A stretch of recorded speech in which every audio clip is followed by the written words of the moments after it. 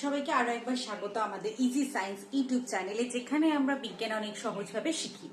আচ্ছা, তোমরা কি জানো আমরা একক তো জানি যে আমরা পরিমাপের জন্য একক আনলাম, কিন্তু সব রাশির কি একক আছে? আর যদি তাদের একক না থাকে তাহলে কেন? বা সব রাশির কি মাত্রা আছে? বা তাদের যদি মাত্রা না থাকে তাহলে কেন? যদি সেটা জানতে চাও তাহলে অবশ্যই এই ক্লাসটাকে দেখো এবং তার আগে আমার চ্যানেলকে লাইক, শেয়ার আর সাবস্ক্রাইব করে দাও, যাতে নতুন কোনো ভিডিও এলে তোমরা সাথে সাথেই জানতে পারো এবং নিজের প্রস্তুতির আর একটা ধাপ এগিয়ে যাও। কারণ আমি এএনএম, জিএনএম, নার্সিং এবং আদার কম্পিটিটিভ এক্সামের জন্য তোমাদেরকে ভৌত বিজ্ঞান খুব সহজভাবে করিয়ে দেব এবং তার মধ্যে থাকবে প্রিভিয়াস ইয়ারের কোয়েশ্চেন। যেমন প্রত্যেকটা চ্যাপ্টার আমি ছোট ছোট টপিক কভার করছি, তারপর আমি সেই সমস্ত চ্যাপ্টারে কি কি বিগত বছরের প্রশ্ন আসছে প্যাটার্ন রিসার্চ করে তোমাদেরকে করিয়ে দেব, যাতে তোমরা খুব সহজে বিজ্ঞান বোঝার পাশাপাশি ফুল মার্কস পেয়ে যাও ভৌত বিজ্ঞানে। ঠিক আছে, চলো আজকে আমরা আলোচনা করি। এককের একটা ক্লাস অলরেডি করা হয়েছে, আমরা আজকে দ্বিতীয় ক্লাসে। তো আগের দিন আমরা রাশি কাকে বলে জানলাম, একক কাকে বলে জানলাম, এটা কত ধরনের হয় জেনেছি, তাই তো? আজকে আমরা এবার একক পদ্ধতির যে নিয়মগুলো, মানে এককটাকে পরিমাপের যে বিভিন্ন পদ্ধতি আছে, যেমন আগে ব্যবহার করা হতো এককের সিজিএস একক, এসআই একক, ঠিক আছে, এমকেএস একক আর হচ্ছে এফপিএস একক। যদি এই এককগুলোর তিনটে আমি কেন এটার নাম হলো সেটা জানতে চাই, তাহলে C for centimetre, G for gram and S for second, SI for international standard unit measurement করা হয়, MKS metre, kilogram, second, foot, pound, second. আচ্ছা, এই যে সিজিএস, এমকেএস এবং এফপিএস, এগুলো করা হয়েছে প্রত্যেকটা যে ইউনিট তাদের সামনের ওয়ার্ডগুলো নিয়ে। আমরা ফুট তো বেশি ব্যবহার করি না, পাউন্ড বেশি ব্যবহার করি না, তাই জন্য আমরা এফপিএস আর এমকেএস এখন আমাদের এখানে এখন আর অতটা কি ব্যবহার করা হয় না, খুবই কম ব্যবহার করা হয়। আমরা মেনলি কি কি ব্যবহার করি, একটা হচ্ছে আমাদের ইন্টারন্যাশনাল যে স্ট্যান্ডার্ড ইউনিট আছে, আর একটা হচ্ছে সিজিএস ইউনিট, ঠিক আছে? আচ্ছা, সিজিএস এই তিনটে ইউনিট আমরা ব্যবহার করলাম।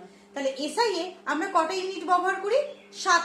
সাতটা প্রাইমারি ইউনিট আমরা এসআই এর ক্ষেত্রে ব্যবহার করি। সেই সাতটা কি?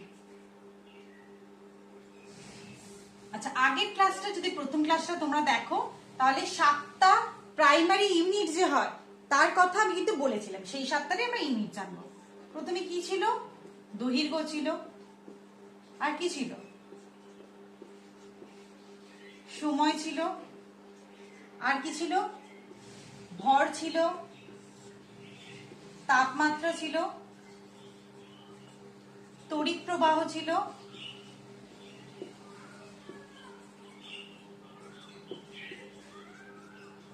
দীপন প্রাবল্য ছিল, আর কি ছিল? পদার্থের পরিমাপ ছিল। এই সাতটা কি?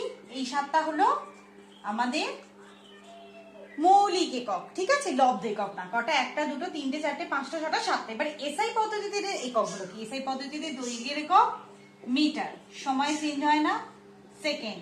ভর ওখানে কি? গ্রাম ছিল, তাহলে এখানে কি হয়ে যাবে? কিলোগ্রাম বা কেজি। তাপমাত্রা কেলভিন, এসআই একক কিন্তু ডিগ্রি সেন্টিগ্রেড যেন করে দিও না, সেলসিয়াস না, কেলভিন। তড়িৎ প্রবাহ মাত্রা অ্যাম্পিয়ার, ঠিক আছে? দীপন প্রাবল্যকে ক্যান্ডেলা বলা হয়, ক্যান্ডেলা বা সিডি দিয়েও ডিনোট করা হয়। আর পদার্থের পরিমাপকে কি করা হয় না, বলা হয় মোল। তাহলে এইগুলো হলো এসআই এককের সাতটা প্রাইমারি এককের ইউনিট, ঠিক আছে? এটা তো জানলাম যে এই এককগুলো আছে। এবার আমরা যদি যখন লব্ধ একক যখন বের করি, এদেরকে নিয়ে এক্সপেরিমেন্ট করে নিই। যখন বেগ, ভরবেগ, ত্বরণ এগুলো যখন করি, বেগের সাথে ভর গুণ করে ভরবেগ, তাই তো? বেগের সাথে আমরা কি করি না, সময় দিয়ে ভাগ করে ত্বরণ, এগুলো করে আমরা এক্সপেরিমেন্ট করে লব্ধ একক বের করে দিই। তো এরপর হচ্ছে আমরা জানবো যে সবারই কি একক আছে। অবশ্যই না। যদি কোনো রাশি দুটো রাশির ভাগের সমান হয় তখন কিন্তু তার একক থাকে না, তাদেরকে ইউনিটলেস বলা বা এককহীন রাশি বলা হয়। ঠিক আছে, আমরা এখন তাদের আলোচনা করব।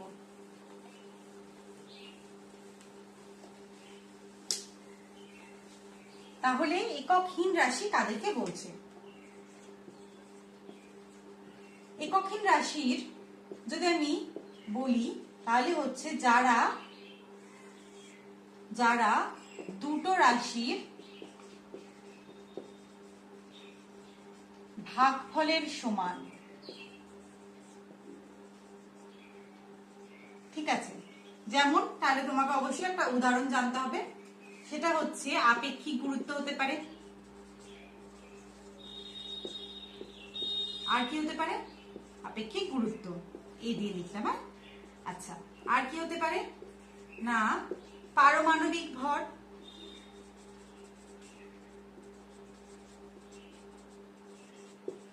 বা আণবিক ভর। কেন?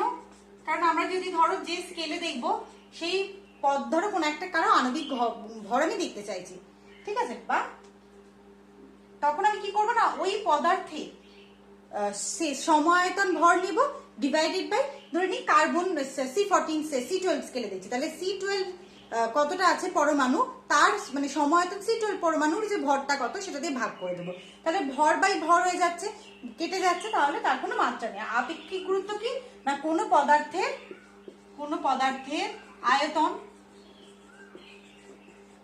ডিভাইডেড বাই 4 ডিগ্রি সেলসিয়াস উষ্ণতায় সমায়তন জলের, সরি হচ্ছে পদার্থের ভর ডিভাইডেড বাই সমায়তন জলের ভর। এটা হচ্ছে আপেক্ষিক গুরুত্ব, যে ফাইনাল জিনিসটা কি ভর, তো এখানে ভর ভর কেটে যাচ্ছে আপেক্ষিক গুরুত্ব, তাই জন্য কিন্তু এগুলো এককহীন রাশি, মনে থাকবে। আচ্ছা, এরপর আমরা কি জানবো? মাত্রা। মাত্রাগুলো মেন কিছু, যেমন আমরা বলবিদ্যার ক্ষেত্রে এল অর্থাৎ যেটা দৈর্ঘ্যের মাত্রা, টি যেটা টাইম বা সময়ের মাত্রা, ঠিক আছে, এগুলোকে ব্যবহার করে থাকি। তো এম হচ্ছে কারোর ভর, এল হচ্ছে দৈর্ঘ্য এবং টি হচ্ছে সময়। তো এইগুলো বেশি ব্যবহার করা হয়, কিন্তু আরো অনেক জিনিস আছে যাদের মাত্রা কিন্তু আমরা নির্ণয় করি, যেমন তড়িৎ প্রবাহ মাত্রাকে আই দিয়ে ডিনোট করা হয়, তাই তো। এখন সেগুলো আমরা আলোচনা করব। তো মাত্রা কিরকম থার্ড ব্র্যাকেটে দেওয়া হয়, এটা কি ভর, দৈর্ঘ্যের মাত্রা কি এই যে এল, আর সময় হচ্ছে টি। আমরা এবার কয়েকটা জিনিসের মাত্রা দেখব, ঠিক আছে, যেমন তোমাকে দিয়ে দিল স্মরণের মাত্রা। স্মরণের মাত্রা কি? স্মরণ তো শুধুমাত্র দূরত্ব, তাই জন্য এল। আচ্ছা, যদি দিল বেগের মাত্রা, শোনো, যখন কোনো কিছুর মাত্রা দেবে নিজে থেকে করবে, মুখস্থ করবে না। মুখস্থ করলে মানে বিজ্ঞানের নাম্বার কখনো আসবে না। বিজ্ঞান বোঝার জিনিস, সহজভাবে বোঝো, এক্সপ্লেন করে একটু টাইম লাগতে পারে, কিন্তু বুঝে পড়বে, তাহলে কিন্তু তোমাকে নাম্বার পেতে কেউ আটকাতে পারবে না। বেগ সমান কি? স্মরণ বাই সময়। তাহলে এখানে স্মরণের মাত্রা আমরা কি লিখেছি? এল, আর সময় মাত্রা টি। আচ্ছা, নিচটা যখন উপরে হয়ে যায় তাহলে এল টি টু দি পাওয়ার -1। একইভাবে যদি আমি করি ত্বরণের মাত্রা, সেটা কি হবে? সেটা হবে বেগ বাই সময়, মানে বেগের বৃদ্ধি বা হ্রাস, যেটা বেগের পরিবর্তন যদি ধরি, বেগের পরিবর্তন মানে কি? সেটা বেগেরই মাত্রা হবে, তাই তো। তো সেটা সমান কি? L T to the power -1 divided by T সমান হবে এল টি টু দি পাওয়ার -2, তাই তো। এগুলো হলো এটা। তারপর কন্টিনিউ করি, ধরো তোমাকে কেউ বলেছে ভর বেগের মাত্রা,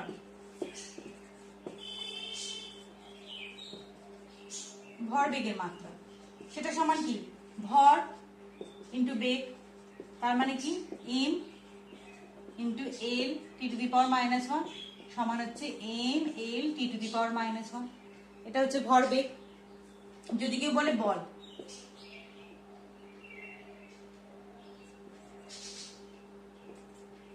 বল সমান কি? ভর ইন্টু ত্বরণ।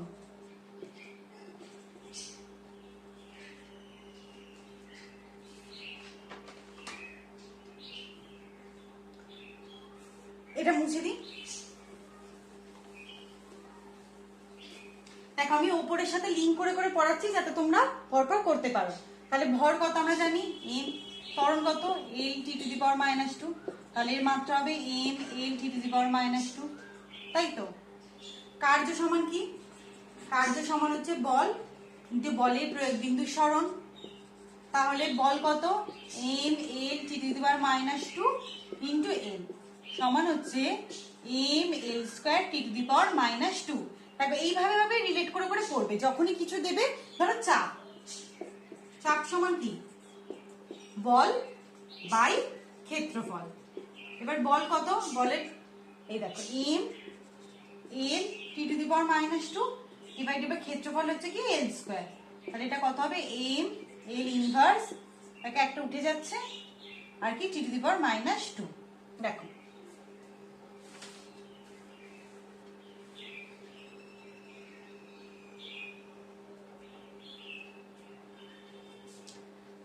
বোঝা গেছে? তাহলে এই ছিল আমাদের মাত্রাগুলো বললাম, ঠিক আছে। এগুলো সব লিখে লিখে প্র্যাকটিস করবে, আগে দেখবে যে কোথা থেকে আসছে। এবার বল এককহীন রাশি তো আমরা পড়লাম, মাত্রাহীন রাশি আছে কি? অবশ্যই আছে। সবাই তো আর সবকিছু রাখতে পারে না। সবার কি সবকিছু থাকে? কারো একক থাকে না, কারো মাত্রা থাকে না, তাই তো। আবার এরম রাশিও আছে যাদের একক এবং মাত্রা দুই নেই, ঠিক আছে। যেমন আপেক্ষিক গুরুত্ব তার এককহীন এবং মাত্রাহীন, কিন্তু মাত্রাহীন কিন্তু একক আছে, এটা একদম ইম্পর্টেন্ট মনে রাখবে। মাত্রা নেই কিন্তু একক আছে, সেটা কি? কোণ এবং ঘনকোণ। এরা কি? এরা হলো মাত্রাহীন, এককহীন কিন্তু নয়। কোণের একক কি? কোণের একক হচ্ছে রেডিয়ান, আর ঘনকোণের একক হচ্ছে স্টেরিডিয়ান, ঠিক আছে। দেখে নাও।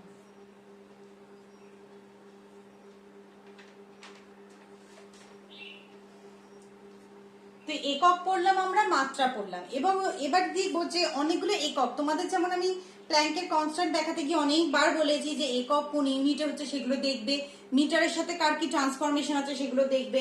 তো কয়েকটা একক তোমরা একদম মনে রাখবে, যেমন যেমন যদি বলছি মাইক্রন, মাইক্রন সমান হচ্ছে 10 টু দি পাওয়ার -6 মিটার। একে কি দিয়ে ডিনোট করা হয়? এরকম চিহ্ন দিয়ে ডিনোট করা হয়, মাইক্রন। আচ্ছা, যদি তোমাকে বলে ন্যানোমিটার, তাই তো, ন্যানোমিটার। ন্যানোমিটার সমান কি? এগুলো মিটার ইউনিটে বলছি, 10 টু দি পাওয়ার -9 মিটার, এরকম ভাবে ডিনোট করা হয়। আচ্ছা, তারপরে ধরে নিই অ্যাংস্ট্রম। অ্যাংস্ট্রম দিয়ে কিন্তু তোমরা কোষের ক্ষেত্রে অনেক ক্ষেত্রে দেখতে পাবে যে অ্যাংস্ট্রম ইউনিট ব্যবহার করা হচ্ছে, ছোট ছোট জিনিস মানে পরিমাপের জন্য হচ্ছে অ্যাংস্ট্রম ইউনিট ব্যবহার করা হয়। এই দেখো এরকম এই লিখে মাথায় গোল দেওয়া হয়। এরপর হচ্ছে কি না পিকোমিটার,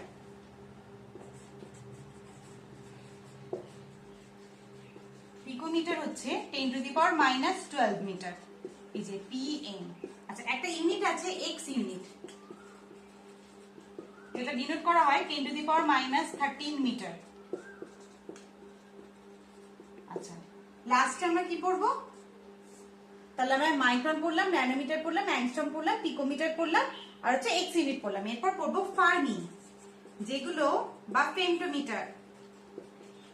এগুলো সব না ওই নিউক্লিয়াসের ভিতরে ওই যে ক্ষুদ্র ক্ষুদ্র কণাগুলোর ব্যাস নির্ণয় করতে সাহায্য করে। ঠিক আছে, তাহলে এই ইউনিটগুলো সবসময় মনে রাখবে। মিটার থেকে তোমার সেন্টিমিটারে আসছে, যেমন লাইটের যদি তোমাকে বেগ বলতে বলে, সেটা তুমি কি বলবে? 3 × 10⁸ বলছো না 3 × 10⁻10 বলছো? যদি 3 × 10⁸ বলো তাহলে মিটার পার সেকেন্ড বলবে, 10 যদি হয় তাহলে হচ্ছে সেন্টিমিটার পার সেকেন্ড। তাই জন্য ইউনিট কিন্তু খুবই একটা ভাইটাল পয়েন্ট, তুমি আগে দেখবে যে সেটা কত পাওয়ার আছে সেটা ন্যানোতে বলেছে, ধরো অ্যাংস্ট্রমে কোনো একটা বলে দিয়েছে, তুমি ওটা হিসাব করলে না যে জানি না সেটা হচ্ছে 10⁻⁻10। তো এরকম ভুল আমরা করব না। যে জিনিসগুলো আমরা খুব সহজে শিখতে পারি সেগুলো শেখার জন্য আমাদের কিন্তু 100% দিতে হবে, কেমন? তো এই অবধি যদি আমার ক্লাস তোমাদের ভালো লেগে থাকে তো অবশ্যই আমার চ্যানেলকে লাইক, শেয়ার এবং সাবস্ক্রাইব করো, এবং এখন হচ্ছে মন দিয়ে পড়াশোনা করো। সবাই অনেক ভালো থেকো, সুস্থ থেকো। দেখা হচ্ছে পরের ভিডিওতে, ততক্ষণ অবধি পড়ো, কেমন? বাই।